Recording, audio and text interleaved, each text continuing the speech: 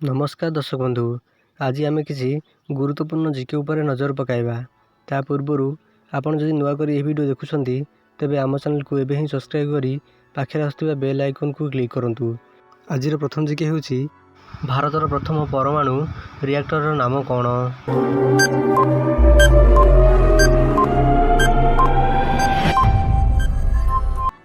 यार सठिक आंसर हेउची अप्सरा। भारतर प्रथम परमाणु रिएक्टर नाम हेउची अप्सरा। परवर्ती प्रश्न, भारतर प्रथम परम वीर चक्र प्राप्त व्यक्ति किए?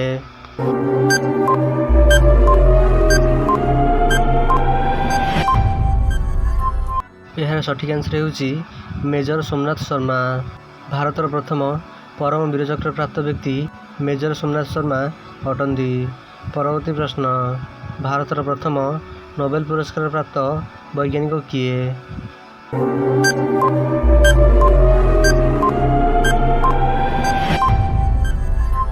यार सठिक आंसर हेउची सीवी रमन। भारतर प्रथम नोबेल पुरस्कार प्राप्त व्यक्ति हेउछंती सीवी रमन। परवर्ती प्रश्न, भारत को भ्रमण करिथिबा प्रथम चीन परिभ्रमणकारी किए?